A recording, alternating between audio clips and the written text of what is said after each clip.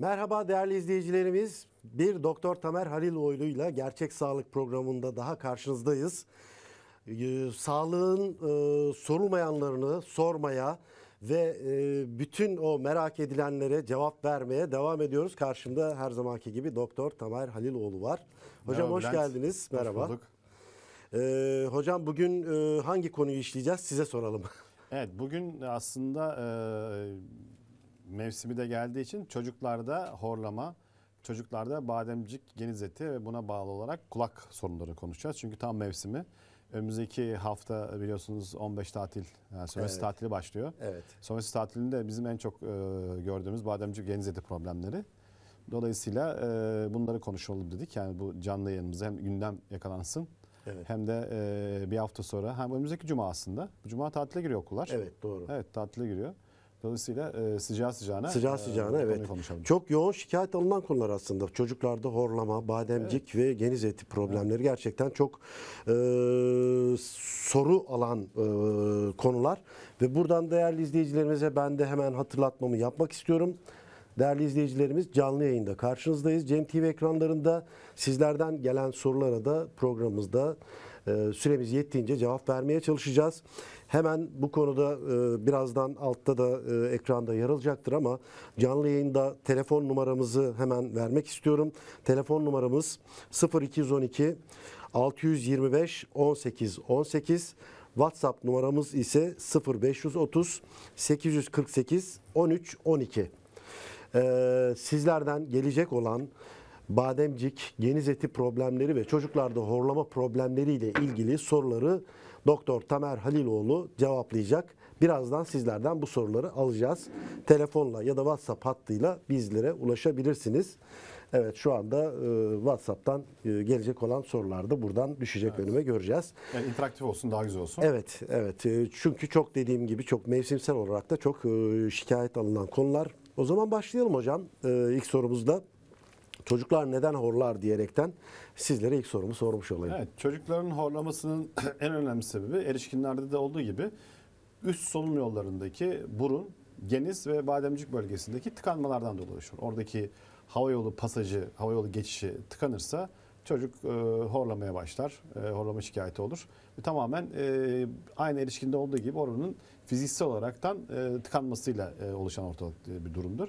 Ben bununla ilgili tabii ki neden bu şikayetler son yıllarda artıyor? İşte çocuklarda horlama şikayeti neden bu kadar olduğunu aslında cevabı bizimle ilgili, yani toplumsal hayatımızla ilgili, şehirleşmeyle ilgili, hava kirliliğiyle ilgili, biz çocukluk çağımızda geçirdiğimiz dönemlerden farklı dönemler geçiriyor şimdi çocuklar. Biz sokaklardaydık. Yani Bizim çocukluğumuzla şu anki çocukların yaşantıları farklı. aynı değil hocam. Aynı değil. Yani Onu asla söyleyeyim aynı sizlere. değil. Çocuklar artık bir ne derler, bir kapalı bir mekanlarda, apartman dairelerinde, bir Adeta odanın içerisinde veya bir salonun içerisinde zamanlarını geçiriyorlar. Ya okula gidiyorlar, gene kapalı bir ortam, kalabalık bir sınıf. Oradan eve geliyorlar, gene kapalı bir ortam ve dediğim gibi büyük şehirlerde havanın kirli olduğu, havanın bir takım çok tehlikeli partiküllerle dolu olduğu, belki oksijen satürasyonlarının falan bile düştüğü bir şehirde ve ortamda yaşıyorlar. Dolayısıyla üst solunum yolları bunlardan etkileniyor tabii ki. Dediğim gibi bizim çağımızda, bizim yaşamımızda olduğu gibi okuldan gelip çantaya atıp sokağa, işte önlüğün yarısı düşmüş bir vaziyette fırlamıyor çocuklar. Yani çocuklar sokakta değiller. En önemli bağışıklık düzeyleri de çok düşük değil mi hocam? Bağışıklık düzeyleri azalıyor. Devamlı kapalı bir ortamda ve kirli havaya maruz kalıyor. Bu aslında bunun sebebi biz insanoğlunun kendisiyiz biz. Çok daha kalabalık bir şehirlerde yaşıyoruz artık. Şehirlerde hava kirli. Evet. Özellikle kış aylarında şikayetler artıyor. En büyük sebeplerinden bir tanesi bu. Dolayısıyla biz bademcik ve geniz eti problemlerini, yani bademciklerin lenf bezi onun büyümesini, geniz eti o lenf bezi onun büyümesi problemlerini eskisiye göre çok daha fazla görüyoruz. Bunun tabii ki çağın, bilimin, teknolojinin gelişmesiyle avantajlı tarafları da var. Dezavantajlı tarafları da vardı biraz önce anlattığımız durumdan dolayı. Dolayısıyla ben mesela hastalar, özellikle ebeveynler, anne babalar çok merak ediyorlar. neden böyle oldu diye veya çocuğum neden horluyor veya neden işte üst solunum yolu tıkalı diye. Evet. Bununla ilgili bir tane görsel ben yönetmen arkadaşımdan rica edersem, horlama sebebi de bir tane görselimiz var. Bir normal çocuğu, bir de Evet, geniz rica eti ederim. bademci büyümüş çocuğu. Çok basit bir şekilde yan kesitten bunu açıklamaya çalışalım. Dediğim gibi biz burnumuzdan nefes alırız. Çocuklar da burnundan nefes alır. Tabii ki. İşte bu görselde gördüğümüz gibi burada bir burnumuzdan nefes alırız biz. Biz de ağzımızdan nefes alırız. Çocuklarda da bu böyledir. Eğer burnumuzdan nefes aldığımız zaman geniz eti bölgemiz, yani ne derler, burnumuzun arka tarafındaki lenf bezleri büyürse orayı kitle olarak tıkayacaktır ve biz oradan havayı bu görselde de görüldüğü gibi rahat geçiremeyeceğizdir. Bu bir tıkanıklık sebebi. İkincisi de aşağıda dil köküyle boğaz duvarı arasında olan bir anatomik mesafemiz var. Burada da eğer bademcikler normal büyük değilse burada da dediğim gibi hava normal geçecektir, ama orada ne zaman bademcikler büyük veya oradaki dil kökü tonsilleri veya bademcikleri büyüdüğü zaman orada da bir hava yolu tıkanıklığı olacaktır. Evet. Bu iki sebep hep daha önce bahsettiğimiz gibi tamamen burada fizik kuralları geçerlidir burada. Yani orada pasaj daraldığı için orada geçen havanın hızı yükselir. Hızı yükselen havanın basıncı düşer.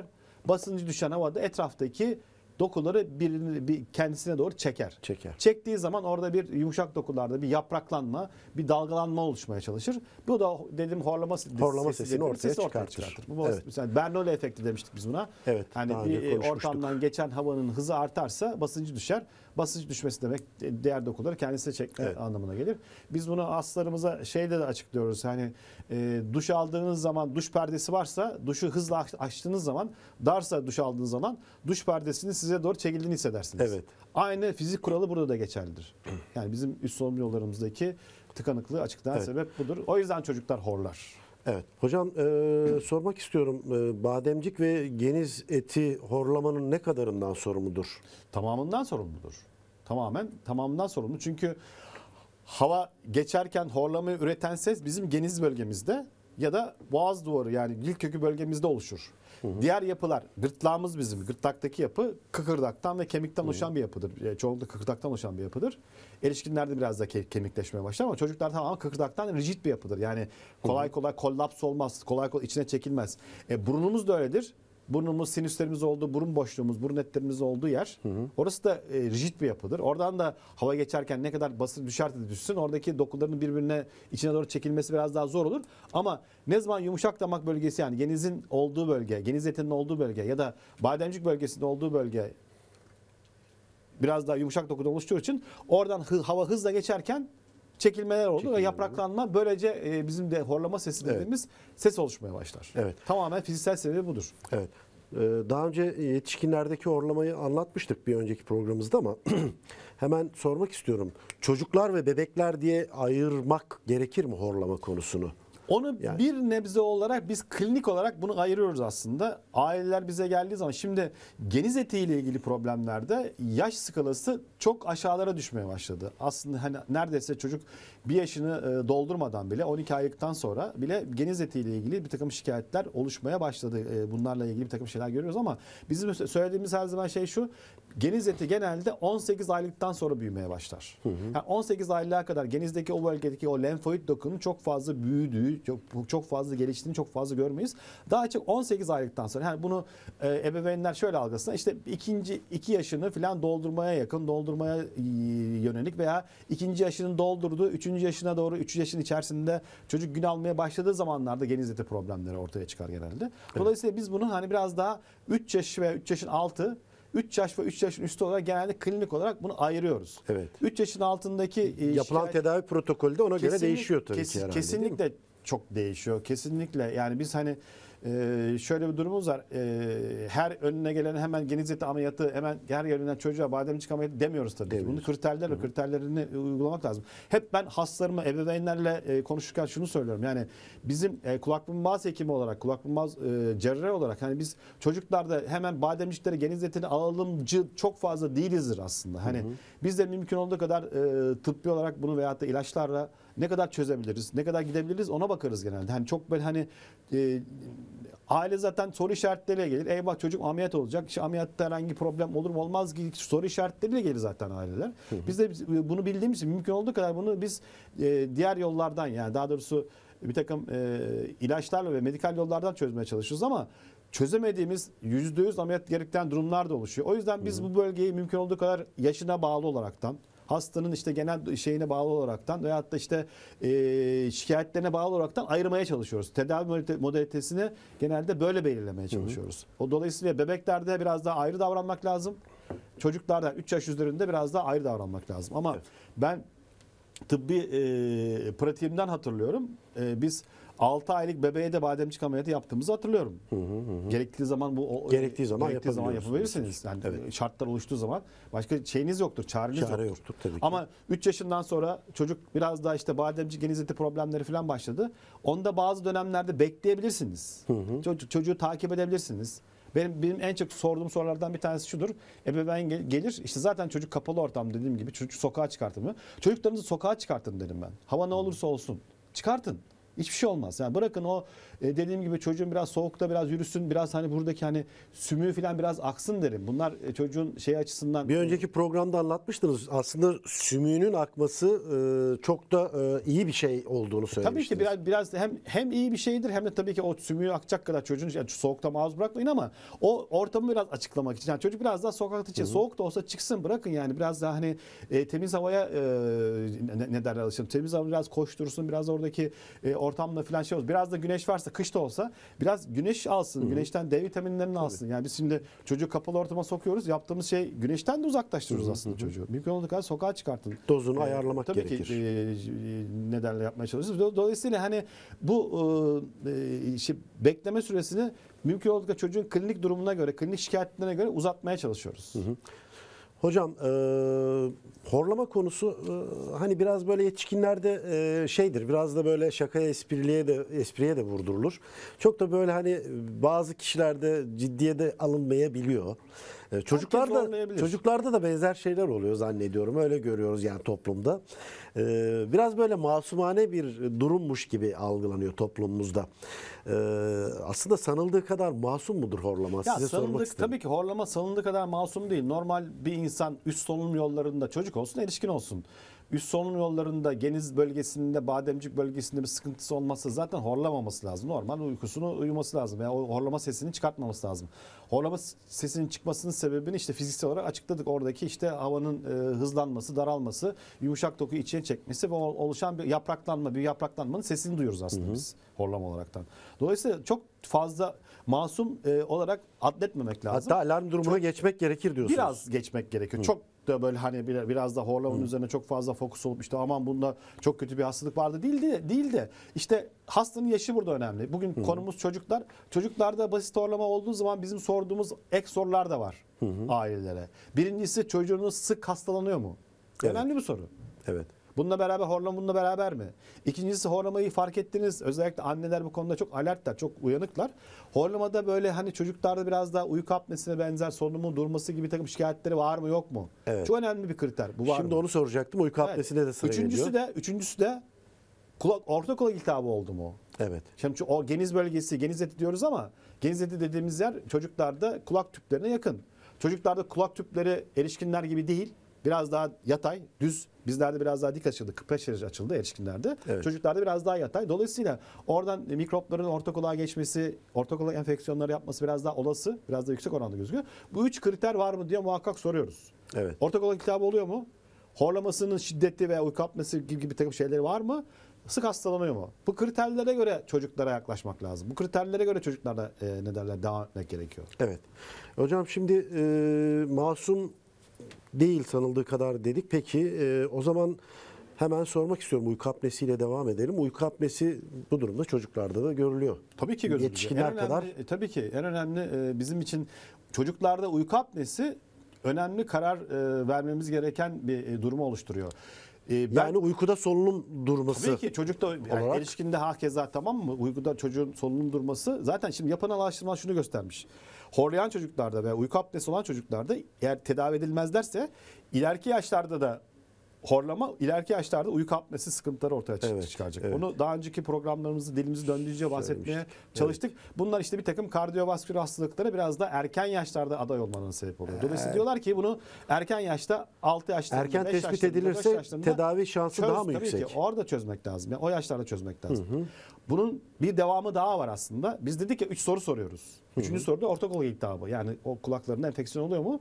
İleriki yaşlarda gözüken, yani erişkinlerde gözüken bir takım kronik orta kulak iltihaplarının da bu çocukluk çağındaki bu 3 kriterden birisiyle oluştuğu ortaya konmuş. Yani diyor ki bu çocuk orta kulak iltihabı oluyor. Bu çocuk horluyor ve çocuk işte hastalanıyor. Bunu zamanında bu çocuğun sorununu çöz ki bu çocuk ileride horlama veya uyku apnesiyle birlikte aynı şikayetleri yaşamasın erişkin olduğu zaman, ya da ileride kronik bir takım orta kulak iltihaplarına sebep olmasın. Çocuk çağında bunu çöz diyor.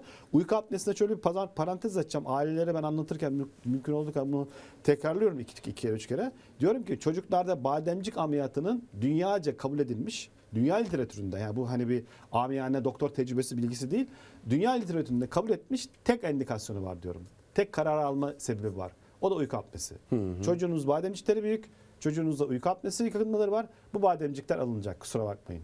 Evet. Almak zorunda çünkü ileride dediğim gibi... Şimdi bir takım birazdan hastalıklara- bademcik konusuna da evet. gireceğiz. Diğer bademcik ameliyatları endikasyonları dedim, yani karar alma sebepleri biraz daha göreceli, biraz daha başka faktörlerle de desteklenmesi gerekiyor beraberinde. Ama uyku apnesi varsa çocukta muhakkak surette bademcikten alınması lazım. Evet.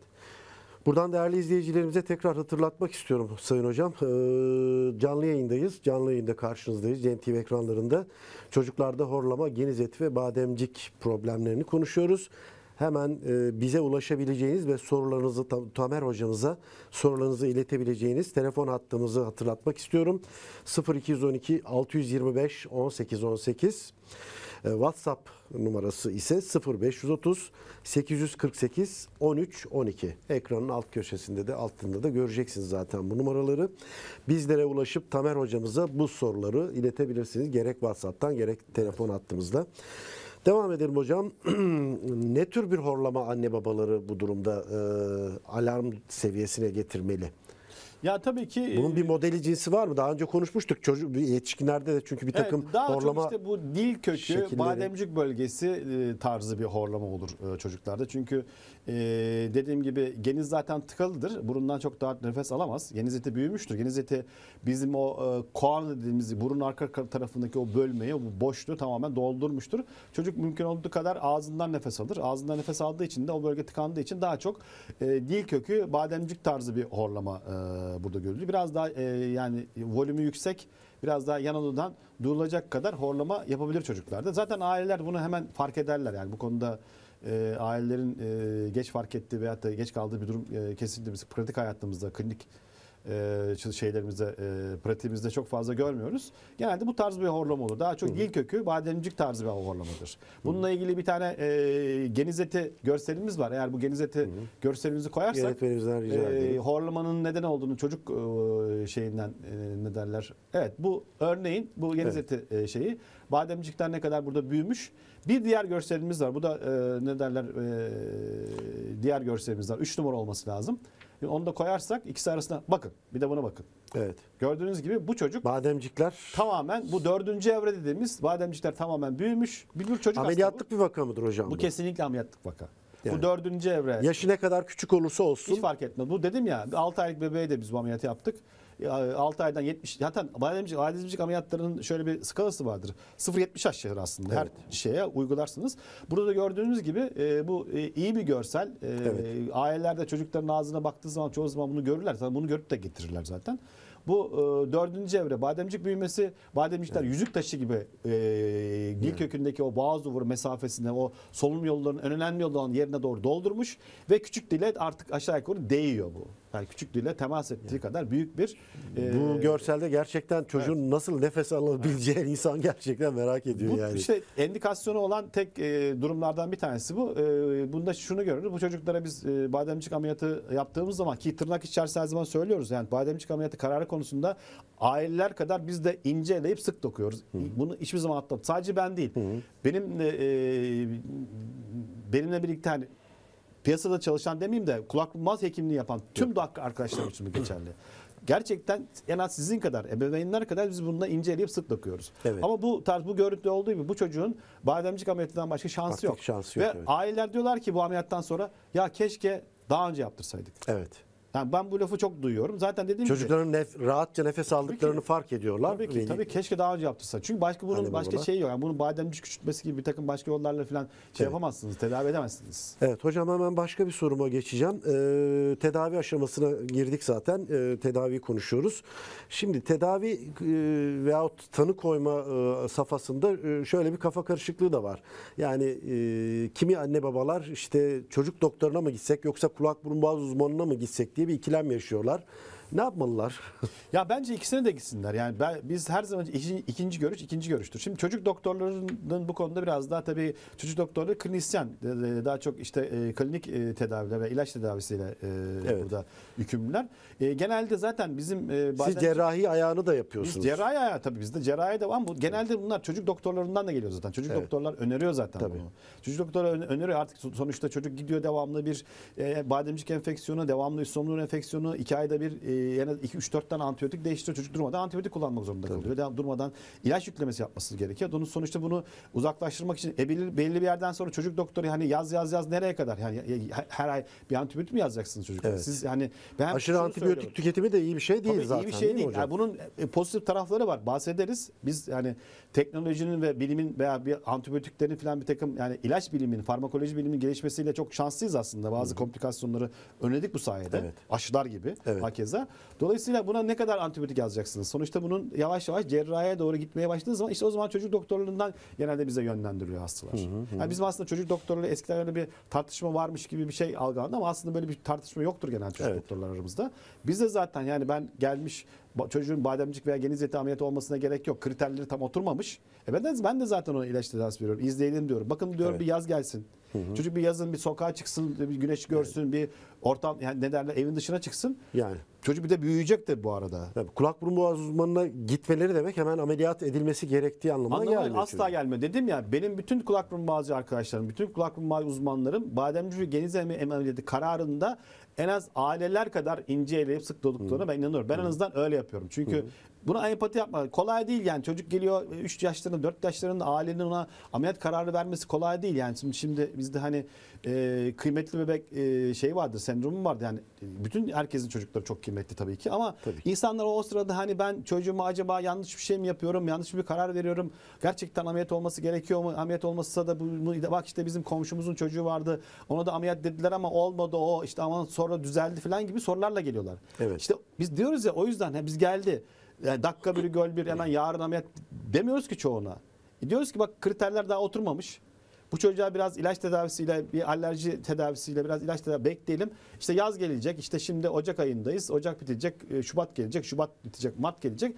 Mart'tan sonra havalar ısınmaya başlayacak. Gerçi mevsim biraz kaydı ama havalar ısınmaya başlayacak. Havalar ısınmaya başladığı zaman çocuğun şikayetleri biraz daha azalacak. Bu kışı bekleyebiliriz diyoruz. Evet. Bunda önemli olan 2 tane kriter var. Birincisi bazen bekleme çok fazla faydası oluyor. Şikayetleri geç. İkincisi çocuk büyüyor. Büyüyor tabii. Çocuğun baş boyunu büyüyor. Tabii. Çocuğun geniz mesafesi Gelişimiyle büyüyor. beraber şikayetler daha azalıyor, tabii değil ki mi? çocuğun büyümesi, çocuğun kemik gelişimi, çocuğun baş boyundaki kemik büyümesi, geniz eti büyümesinin önüne geçerse şikayette geçiyor zaten. Evet. Siz onu dakika bir geldiği zaman hemen paldır ameliyat ettiğiniz zaman gereğinden fazla Olmaz. tedavi etmiş olursunuz. Tabii ki. Dolayısıyla genelde kriterleri mümkün olduğu kadar böyle belirlemeye çalışıyoruz.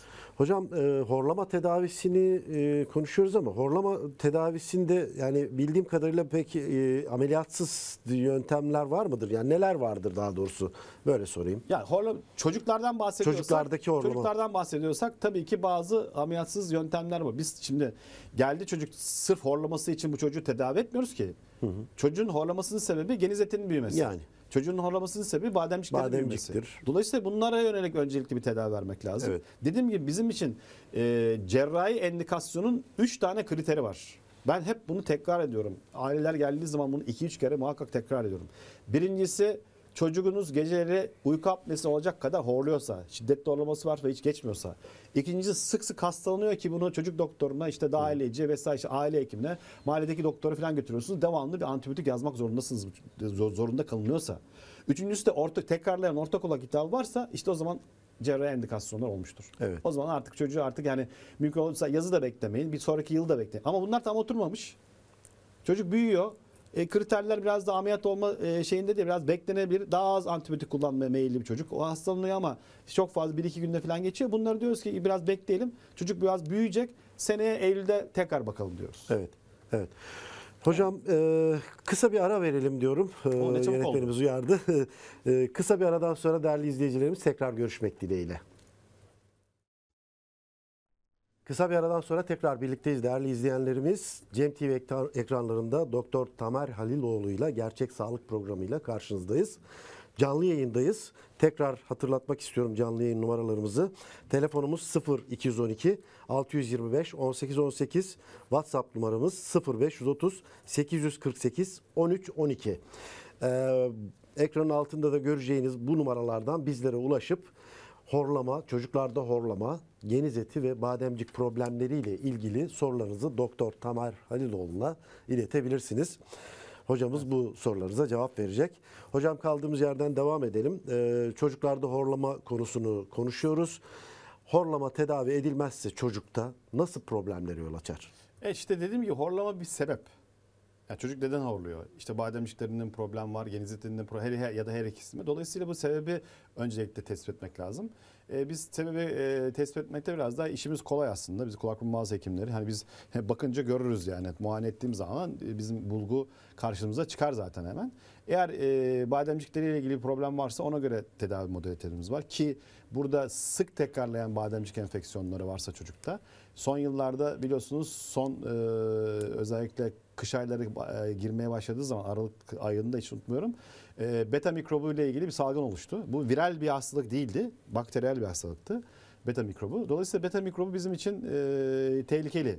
Bu alfa veya beta hemolytik streptokok denilen bir bakteri bu. Bu tehlikeli bir bakteri. Çok böyle sevdiğimiz bir bakteri değil bizim bu. Özellikle bademcik geniz etinde. Bu bir takım sorunlara, komplikasyonlara yol açıyor. Bademcik ve geniz etleri bölgesinde enfeksiyon yaptığı zaman. Bu beta mikrobu ile ilgili biraz da alert olmak lazım. Biraz önce dedim ya, teknolojinin gelişmesi, şehirlerin büyümesi çocukları eve kapadığı gibi aynı zamanda teknoloji ve bilimin gelişmesi antibiyotikleri de geliştirdi. Dolayısıyla biz beta mikrobu ile olan olası komplikasyonları geçtiğimiz yıllara göre, bundan 20 yıl öncesine göre, belki 30 yıl öncesine göre çok daha az görüyoruz.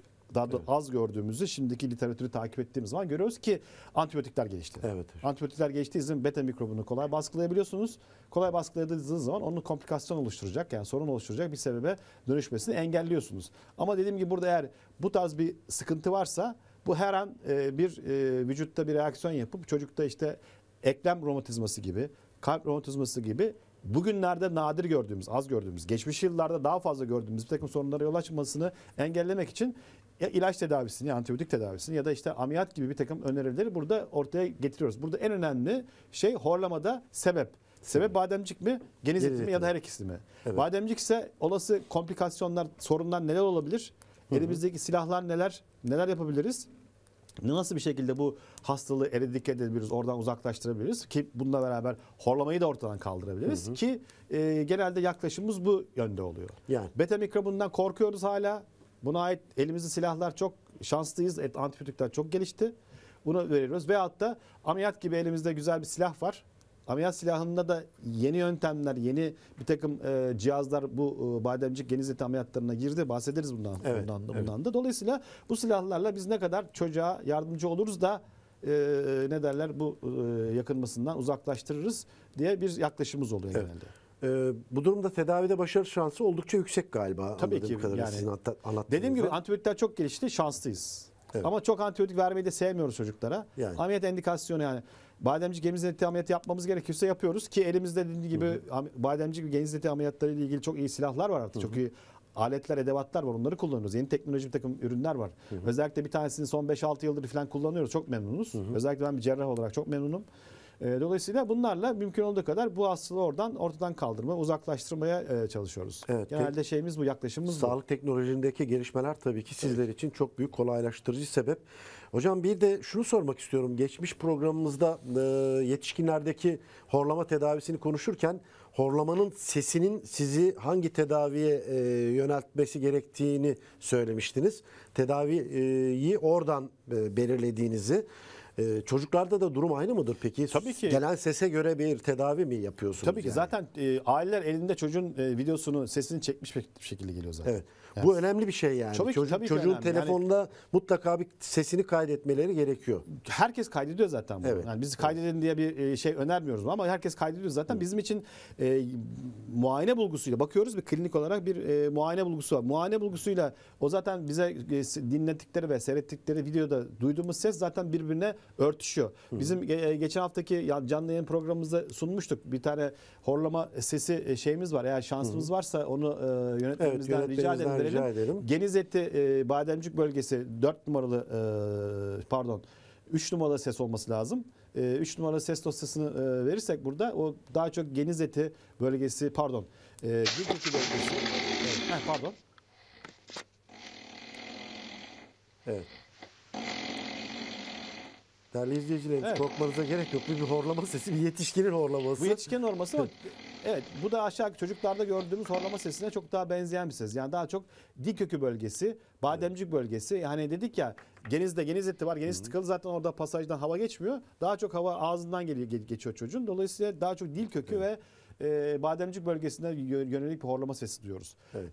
Diğer horlama, yani yumuşak devam horlaması biraz daha farklı. Bu biraz daha farklı. Dediğim gibi aileler muhakkak fotoğrafını, videosunu veyahut da görselini çekmiş bir şekilde geliyorlar bize. Muayene bulgumuzla bu örtüşüyor. İşte dediğim gibi ondan sonra elimizdeki hangi silahlar var, neler yapabiliriz, nasıl ilerleyebiliriz, genelde onu konuşuyoruz. Ama dediğim gibi her zaman için ailelere şunu söylüyorum.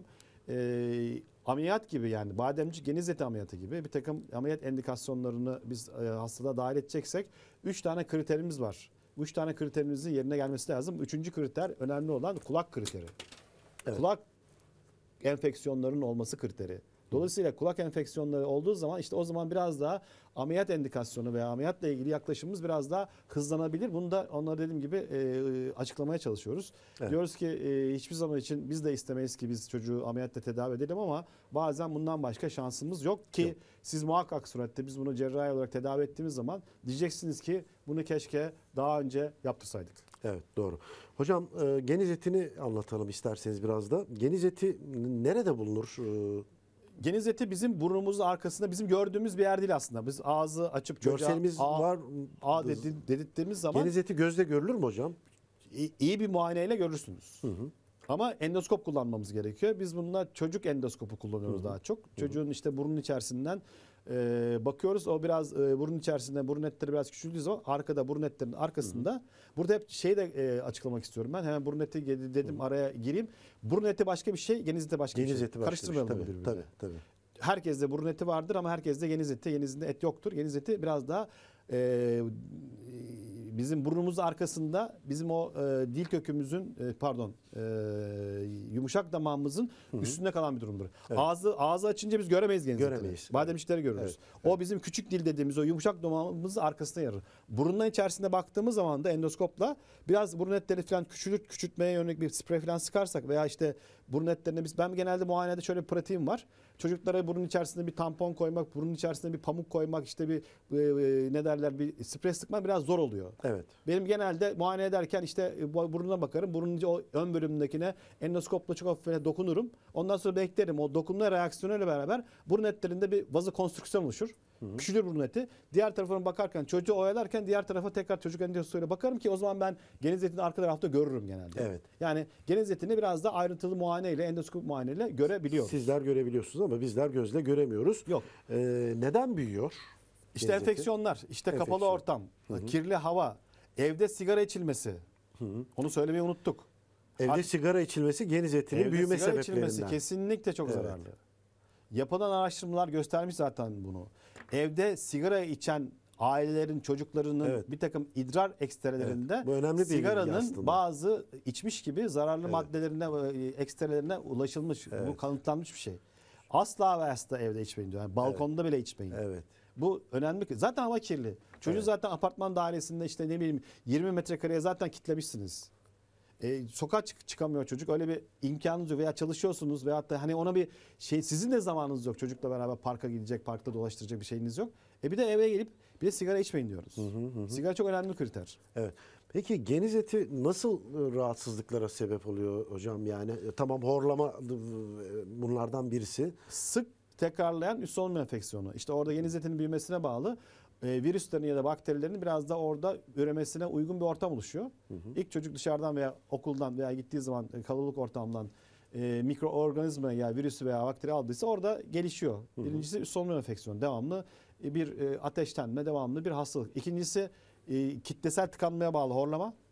Üçüncüsü de ne dedik? Orada geniz eti anatomik olarak bizim kulağımızın genize açılan tüplerine yakın bir bölge. Evet. Çok yakın. Bitişik, komşu, yan yana hatta.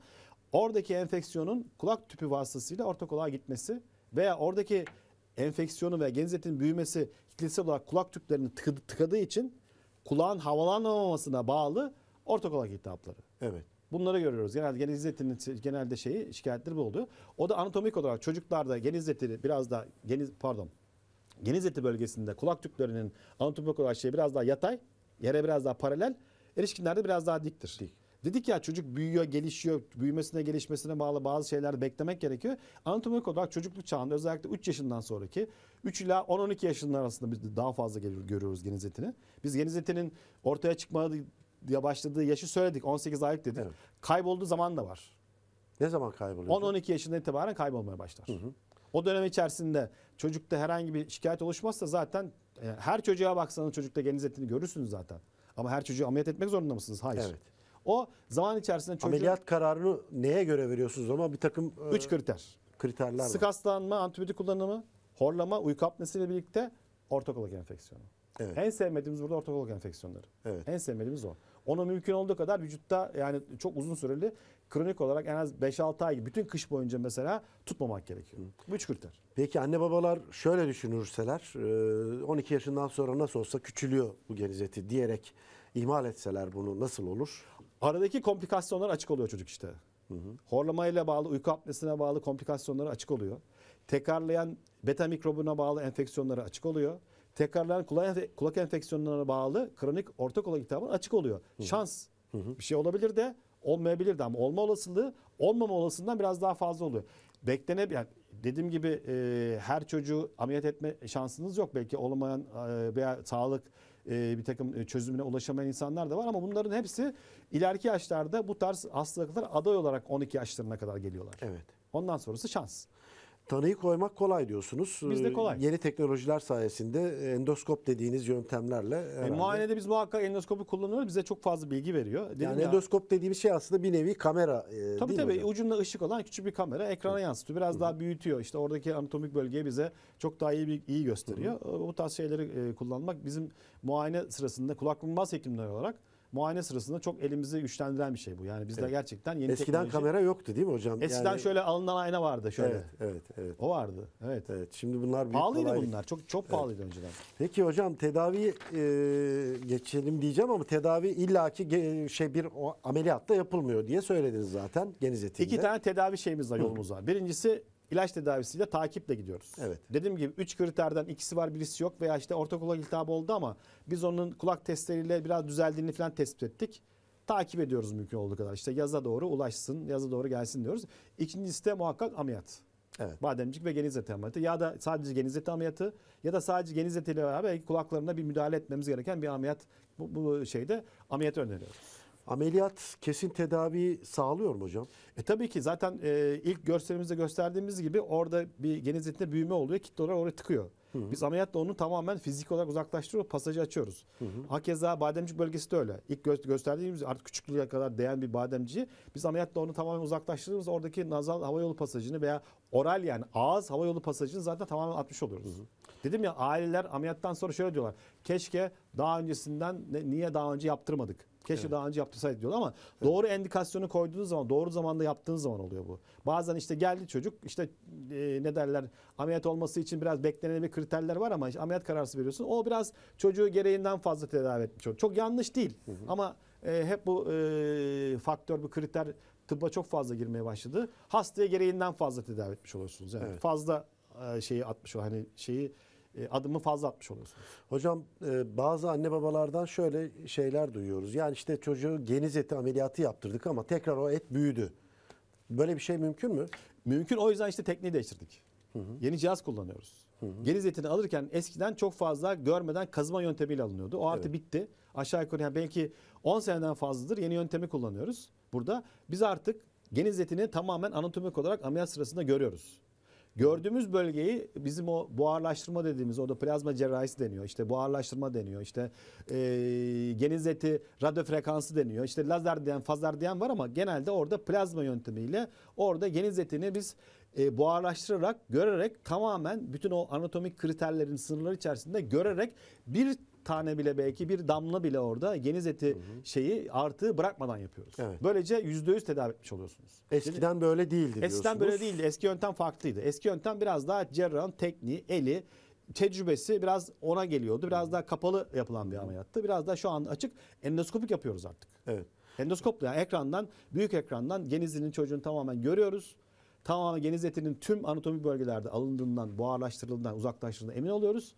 Ondan sonra bu kesinlikle tekrarlamasının önüne geçen bir şey. Güzel bir şey. Yani bu tür şikayetlerin önüne geçecek bir Tekrarın yöntem. hastalığı şöyle, eski yöntem yapılmış res kalmış oluyor. Yani orada bir geniz eti parçası kalmış oluyor. Göremiyor oradaki doktor. Evet. Ulaşamıyor veyahut da teknik olarak onu ulaşması mümkün değil. Çünkü geniz eti cerrahisi bir anatomik olarak zor bir cerrahi. Yani görmediğiniz bir alanda çalışıyorsunuz. Dolayısıyla o res kalmış oluyor. Yani parça kalmış. Yani tabiri caizse halk arasındaki tabiri şeyle parça kalmış oluyor. O parça zaman içerisinde büyüyor. Çocuğun tekrar ameliyat olmasını gerektirecek bir durum ortaya çıkar. Genelde böyle oluyor.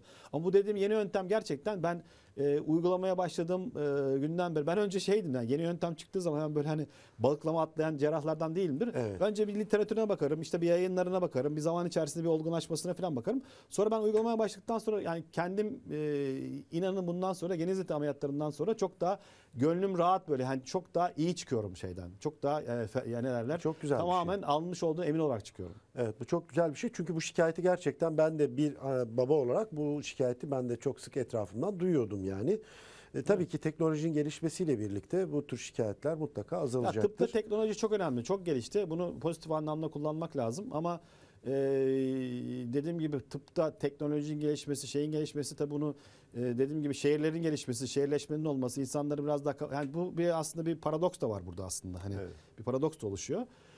Hep söylediğim gibi yani çocuklarınızı mümkün olduğu kadar apartman odalarından 20 metrekarelerden 30 metrekarelerden çıkartın, sokağa çıkartın. Kışta olsa muhakkak surette gezdirin, dolaştırın diyoruz yani. Mümkün olduğu yapsınlar bunu. Aslında çocuklar da biraz çıkmıyor. Kendileri çıkmıyor galiba. Şimdi tabii de şey geldi bu yani dijital Bilgisayara bağlı bilgisayar çocuklar işte yetişiyor yani. evet, Telefona, maalesef öyle bilgisayara oldu. bağlı çocuklar. Onunla da ilgili ben ebeveynler her şeyden suyu söylüyorum. Yani çocuklar buna doğdu bir kere. Evet. Ya bu teknoloji onların elinden almak mümkün değil. Evet. Elinden almaya çalışmayın. Sadece sınırlayın. Ve hatta farklı bir takım vakit geçirebileceği farklı ortamlar onu tanıtın. Bunu muhakkak sonra öğretin diyor. Bir de çocuğu tamamen tablete, çocuğu tamamen bir tek boyutlu bir ekranın önüne bırakırsanız çocuğun yani hayal gücü, imagination duygusu yani bir şeyi canlandırma hissiyatı da kayboluyor. Evet. Dolayısıyla onun büyümesinde, gelişmesinde, zekasının ilerlemesine siz aslında sekteye doğru atıyorsunuz. Çünkü tek boyutlu görüyor her şeyi. Evet. Tek boyutlu bir alandan ilerliyor. Bütün gün o ekranın karşısında. Dolayısıyla diyoruz ki yani bunu kaldıramazsınız. Çocuklar bununla doğdu. Ama yapabileceğiniz şey biraz sınırlamanız. Şu anda arkadaşlıklar online yapılıyor. Evet. Oyunlar online oynanıyor. oynanıyor. Her şey.